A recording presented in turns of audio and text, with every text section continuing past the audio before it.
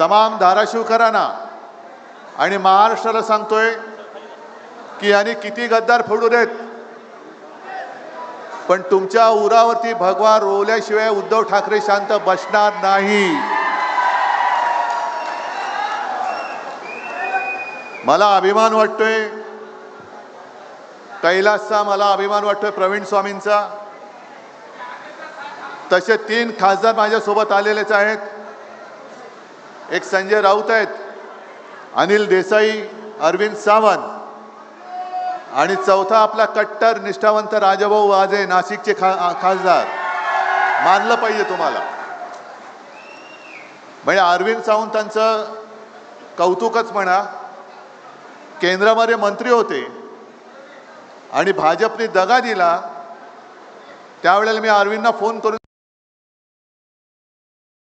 तुम्हाला राजीनामा द्यावा लागेल। अरविंदने एकही प्रश्न विचारला नाही, फक्त यस सर फोन ठेवला आणि जाऊन मोदींच्या तोंडावरती राजीनामा फेकून आले। दुसरे अनिल देसाई, त्यांच्याही समोर 2014ला मंत्रिपदाचं पान वाढलेलं होतं, पण त्याही वेळेला भाजपने दगाबाजी केली। समोर दिसत असलेलं मंत्रिपद नाकारून अनिल देसाई परत आले। संजय राऊतांच्या नादी कोण लागतच नाही, त्याच्यामुळे तो काय प्रश्नच नाही। पण कैलास जेव्हा 2022ला या गद्दार शिरोमणीने पहिल्या प्रथम जेव्हा आपल्याला फोडाफोडीच्या राजकारणामध्ये गुंतवलं, सगळ्यांना गाड्यात भरून घेऊन चालले होते गुजरातला त्यांच्या माहेरी, तेव्हा कैलासने मला फोन करून सांगितलं की साहेब मी आम्हाला कुठे नेतात कळत नाही, पण मला जायचं नाहीये। संधी साधली, कैलासनी गाडीतनं उडी मारली आणि चालत चालत किती किलोमीटर कैलासलाच माहीत। मग तिकडनं त्याला परत आणण्यासाठी मी मुख्यमंत्री होतो, व्यवस्था केली आणि कैलास सुद्धा त्यावेळेला समोर सगळं वैभव दिसत होतं, खोक्याची राशी पडल्या होत्या, पण त्या लाथडून कैलास परत आलेला आहे। तसंच प्रवीण स्वामी सुद्धा आपले, ही सगळी माणसं ही जीवाला जीव देणारी खरी माणसं आहेत। कारण हे भाग्यात असावं लागतं, हे लाभण्यासाठी भाग्य असायला लागतं। नुसता विकास निधी काय चाटायचा विकास निधी, नुसता प्रेम नाहीये। आम्हाला हरामाचा एक सुद्धा पैसा नकोय। ज्याला हरामाचा पैसा पाहिजे होता तो तिकडे गेलेला आहे, तो गद्दार झालेला आहे। पण इकडे माझ्या कष्टाचा पैसा, कष्ट करून कमावणारा पैसा कमावणारा माझा शेतकरी आणि सारासुरा शिवसैनिक बसलेला आहे। आणि मला आठवतंय मी या गद्दाराच्याच सभेला आलो होतो, सभा तुडुंब होती, तुम्हीच सगळी लोक होतात। आणि सभा संपल्यानंतर एक साधा शेतकरी, कैलास तू होतास तेव्हा, प्रवीण स्वामी तुम्ही पण असाल, एक साधा शेतकरी एक बटवा घेऊन आला आणि मला म्हणाला की साहेब माझ्या हस्ते एक मला निधी द्यायचा आहे। त्यालाच आता विचार करा, समोरनं पैशाचा पाऊस पडत होता, आता बाहेर पाऊस पडतोय, तसा पैशाचा पाऊस। शिवसेनेला हरवण्यासाठी यांच्याकडे माणसं नाही आहेत, पैसा अमाप आहे। जरा थांबा, नाही तर तुम्ही बोला नाही तर मी बोलतो, जरा थांबा जरा। पैशाचा पाऊस पडत असताना एक शेतकरी त्याच्या कष्टाचे काय पैसे असतील त्याच्यामध्ये, ते पैसे त्याला देत होता। म्हणजे केवढं प्रेम होतं त्या एकेका पैशाला, यांच्या हजार कोटीची किंमत होती। शेतकऱ्याच्या कष्टाचा 1 रुपया म्हणजे गद्दारांच्या 1000 कोटीपेक्षा जास्त पैशाची किंमत त्या शेतकऱ्याच्या पैशाला आहे। आणि मग भाषण काय देत होता, माझा मोबाईल नंबर घ्या। अरे मी स्वतः नंतर फोन केला, मग मी कैलासला फोन केला, अरे मी नंबर फिरवतोय, फोनच उचलत नाहीये, करायचं काय। आणि मग त्यांचंच भाषण आहे, ओमच बोलला होता की दादानो आपण खंडोजी खोपडेचं नाव घेतल्यावर तुम्ही काय बोलता, सूर्याजी पिसाळचं नाव घेतल्यावर काय बोलता। मग आता मला सांगा, 400 वर्षे झाली त्यांच्या कपाळावरचा गद्दारीचा डाग पुसला जात नाही, हे केव्हा पुसणार हो? आता याच्या कपाळावरचा डाग कधी पुसणार? मला असं वाटलेलं की एक खरंच मला अभिमान होता. जसं काल मी आज सकाळी परभणीमध्ये होतो, परभणीमध्ये सुद्धा त्यावेळेला आज संजय राऊतने त्याचंही बारसं करून टाकले. बंडूचं नाव त्यांनी ठेवलंय, काय ठेवायचं ते. तर परभणीमध्ये एका बाजूला माझा खासदार होता, एका बाजूला आमदार होता. तसंच चित्र इकडे होतं, एका बाजूला कैलास होता, दुसऱ्या बाजूला हा होता. आणि सगळ्या या गद्दारीच्या राजकारणामध्ये म्हटलं रे दोन वाघ आहेत माझे. पण मला कुठे माहिती आहे की वाघाचं कातड पांघरलेला हा लांडगा होता, हे आत्ता मला कळतंय. आणि खरंच आता संजय राऊत तुम्ही जे बोललात, गेले 4 दिवस मी आता कैलासला सांगत होतो, एकेकांची प्रकरणं जी कानावर येत आहेत, अंगावरती काटा येतो. बापरे, आपण कोणाला पोचलो होतं. कोणतरी मला विचारेल, पत्रकार म्हणतील का हो तुमच्याकडे होता तेव्हा तुम्हाला माहित नव्हतं. खरंच माहिती नव्हतं.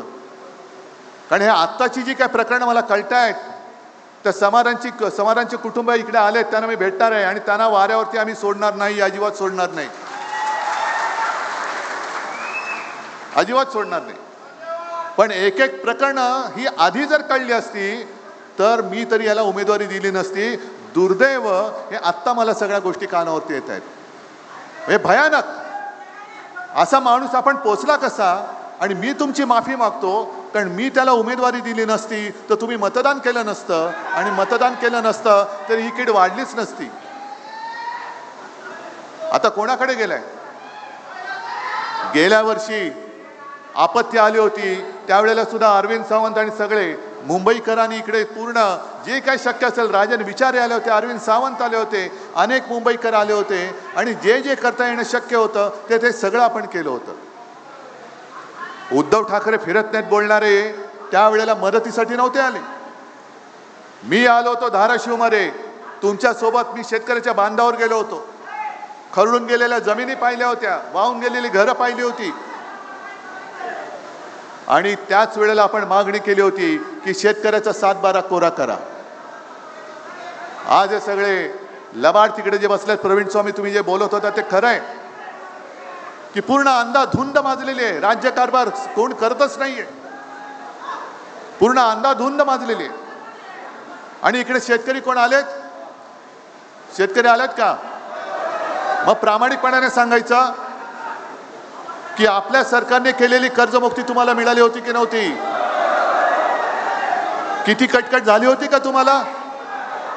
आणि आत्ताची जी काय कर्ज माफी, पहिला शब्द लक्षात घ्या, मी कर्जमुक्ती म्हणतो कारण माझा शेतकरी हा राजा आहे, अन्नदाता आहे.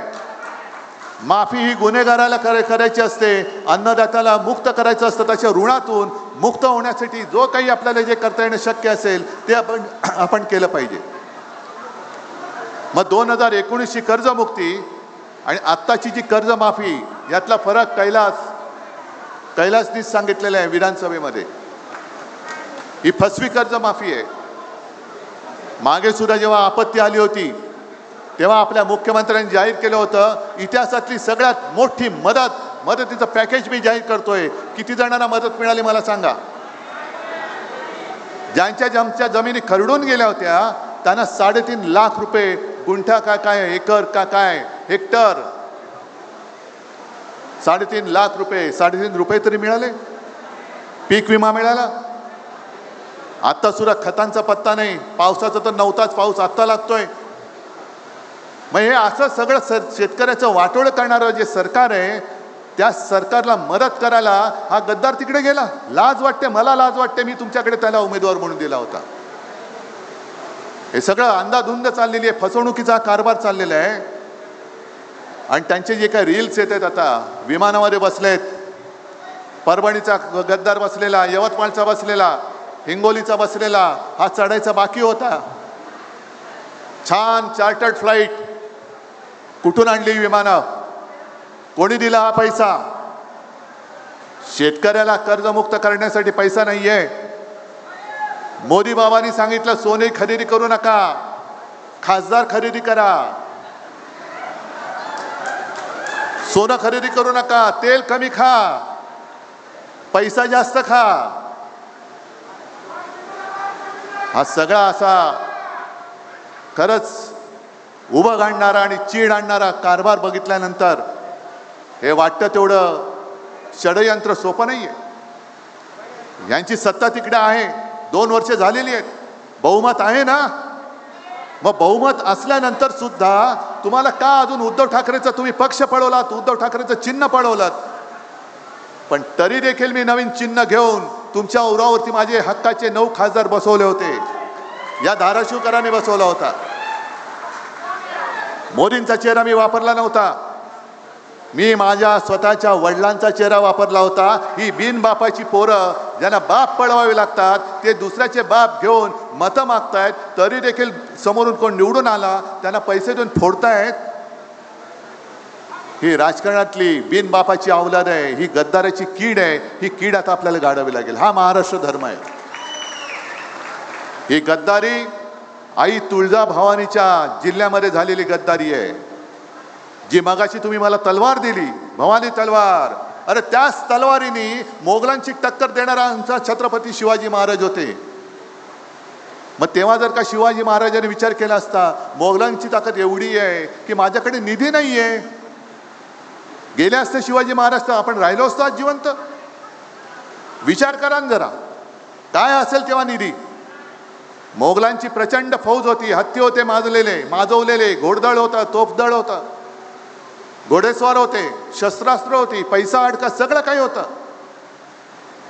आणि त्यांच्या विरोधामध्ये स्वाभिमान, स्वराज्य पाहिजे, मी गुलामगिरी करणार नाही, म्हणून आपलं दैवत उभं राहिलं. म्हणून आपण त्यांना देव मानतो. छत्रपती शिवाजी महाराज भवानी मातेचा आशीर्वाद घेऊन त्या मोगलांच्या समोर, औरंगजेबासमोर उभे राहिले होते. आणि त्यांनी त्यांच्या नाकावर टिचून राज्याभिषेक करून आपला मराठ्यांचा छत्रपती तो राजा झाला होता. म्हणून ते आमचं दैवत आहे. पण तेव्हा जर का तलवार टाकली असती, हत्यार टाकली असती, विकास निधीसाठी मी औरंगजेबाकडे जातो आहे, हे जरा खाली बसा थोडा, आता जरा खाली बसा ना, जरा खाली बसा, तर आज आपण जिवंतच राहिलो नसतो. मग आता जो काही विकास निधीचा आहे आणि जो काय रट्टा लावलेला आहे, हा विकास निधी तुमच्यासाठी नाही आहे, हा विकास निधी स्वार्थासाठी आहे. आणि जे संजय राऊत बोलले, ही अशी रोज माझ्याकडे प्रकरण येत आहेत. कारखान्यामध्ये घोटाळा, पवनचक्कीमध्ये घोटाळा, बाकीची लफडी, बाकीचे काय कुलंगडी आहेतच. बोलायचं म्हटलं तर त्याच्यावरती एक वेगळी सभा घ्यावी लागेल. आणि तरीच मला एक गोष्ट आता आठवली की जेव्हा आपण खासदारांची बैठक घेतली होती तेव्हा काही खासदारांनी कारणं दिली होती. म्हणजे यवतमाळचा खासदार बोलला, माझ्या मुलीला पाहायला पाहुणे येणार आहेत, सोयरीक जुळवायचे. म्हटलं नका येऊ. हे पलीकडचा गद्दार म्हणाला हिंगोलीचा, माझा पोरगा निवडणूक लढतोय, नका येऊ. हा इथला बोलला, माझा मुलगा हॉस्पिटलमध्ये आहे पुण्याला, म्हटलं नका येऊ. एक शिर्डीचे आहेत, त्यांची पत्नी आजारी होती, म्हटलं नका येऊ. पण जेव्हा व्हिडिओमध्ये सगळे दिसायला लागले तेव्हा मी इथल्या ओमला विचारलं, अरे म्हटलं ओम, तुझा चेहरा बरोबर दिसत नाहीये, काय तणाव आहे का तुझ्यावर, का रात्री झोपलेला नाहीयेस? नाही, माझं सगळं बरोबर आहे, मी काय, माझं काय बरोबर आहे सगळं. पण त्याच वेळेला माझ्या मनामध्ये पाल चुकली, ह्याचा चेहरा साफ नाहीये, ह्याचा चेहरा साफ नाहीये, ह्याच्या मनामध्ये पाप आहे. आणि तुमच्या माहितीसाठी सांगतो, त्याला जपायचा मी शेवटपर्यंत प्रयत्न केला, खोटं कशाला सांगू, शेवटपर्यंत प्रयत्न केला. अगदी आदल्या रात्री, मध्यरात्री 1:30 वाजता, 1:45 वाजता कैलासला आणि वरुणला मी त्याला भेटायला पाठवलं होतं. आणि त्याला फोनवरती म्हटलं होतं की बघ ओम, मला ओमराजे पाहिजे, त्याला खासदार पाहिजे, निर्णय तू घे. मी माणसं जपणारा माणूस आहे. खासदार तर उद्या सुद्धा आपला निवडून तुम्ही आणणार आहात, खासदार तर 550 होतातच, पण मला माणूस, एक माणूस मला महत्वाचा आहे. पण आता हे सगळं कळल्यानंतर कळतं की अरे हा माणूस म्हणायच्या सुद्धा लायकीचं नाही, एवढ्याच्या सगळ्या भानगडी आहेत. काय करायचं, काय करायचं काय? शेवटी एक व्रत घेऊन आपण पुढे निघालेलो आहोत. माझ्या शेतकऱ्याला त्याच्या हक्काचा हमीभाव मिळालाच पाहिजे, पीक विमा मिळालाच पाहिजे. आणि कैलास, तुम्ही जे काय आंदोलन घेताय, शेतकऱ्यांसाठी आंदोलन घेताय, एक तर मी येईन, नाही तर आदित्य आलं ते शिवाय राहणार नाही. जो शेतकऱ्याचा लढा असेल त्याच्यामध्ये आम्ही उतरल्याशिवाय राहणार नाही. कालच्या हिंगोलीच्या बैठकीमध्ये सुद्धा काही शेतकरी आले. शक्तीपीठ महामार्ग जातोय, शक्तीपीठ महामार्ग जातोय, शक्तीपीठ महामार्ग जातोय. आमच्या शेतीची संपूर्ण वाट लावून जातोय. शेतीची वाट लावणारच जे फार मोलाचे झालेले आहेत कॉन्ट्रॅक्टर. म्हणजे मला याही गोष्टीची लाज वाटते की ज्या भाजपचे अख्ख्या देशात फक्त 2 खासदार होते, त्या भाजपला आपण बोट धरून महाराष्ट्रामध्ये मोठा केला. आणि बाबरीचा जो काही लढा उभारला होता त्याच्यामध्ये शिवसेना प्रमुखांनी सगळं जे काही पाडण्याचं काम होतं, भाजपवाले म्हणाले होते की आम्ही नाही केले हे काम.